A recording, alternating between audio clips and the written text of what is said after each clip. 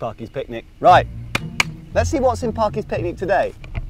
Deli meats, chips, sauces. But you're thinking, what the hell can Parky have a picnic with a bowl of HP sauce? Don't worry about it, it's not really a picnic, it's just a little ditty so we can talk to you about food. Right, so I'm going to talk to you about this rise in something called clean labeling, okay? Now clean labeling, basically, food companies have realized that everyone's dying, and because everyone's dying, consumers have started to get a bit more suspicious of what's going into their foods. So a lot of the times we've been turning foods over to see what's on the label, okay? And we have these kind of buzzwords, you know, like high fructose corn syrup, flavored with, you know, or E numbers. Like these things have become kind of castigated, they are the enemy. So what has happened is that food companies have started basically coming up with, I suppose, additives that don't carry the same negative connotations.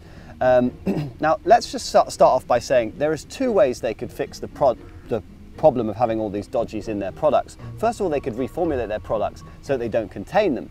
I'll tell you now why they cannot ever do that. That is because the food processing industry relies on chemical emulsifiers, stabilizers, sequestrants, gelling agents, thickeners, anti-foaming agents, bulking agents, carriers, carrier solvents, emulsifying salts, firming agents, flavor enhancers, flavor maskers, flour treatment agents, foaming agents, glazing agents, propellants, raising agents, flavor carriers and binders, okay?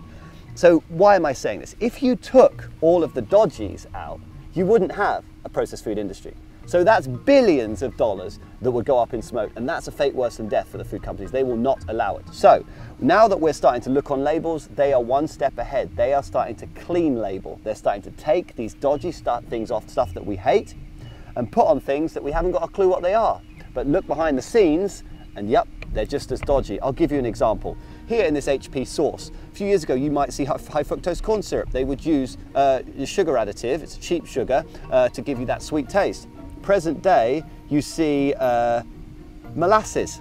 Okay, that's an example of clean labeling because molasses doesn't carry the same negative sentiment as high fructose corn syrup. Very clever, mind your feet. Okay, here in these deli meats, okay, often you see in deli meats different types of phosphates, okay, like sodium, potassium, calcium phosphate. That sounds like something you'd clean dried turd off your toilet pan with. So obviously people have become a little bit, you know, I don't want to eat phosphate. So what they've done is they've created a product called tapioca starch. And that does exactly the same. I think it's tapioca starch, yeah. So when you turn over these meats and see tapioca starch, you think, tapioca starch.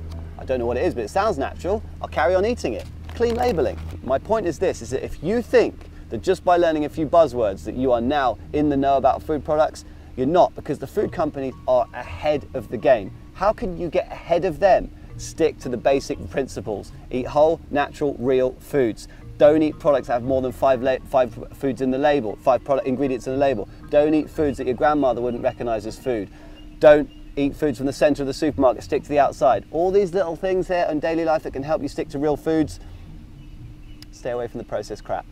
I hope that's useful to you guys. If you believe in the message, you want to help get the word out, help make Dubai a healthier place, why don't you share the video? All the best for today. Bye for now.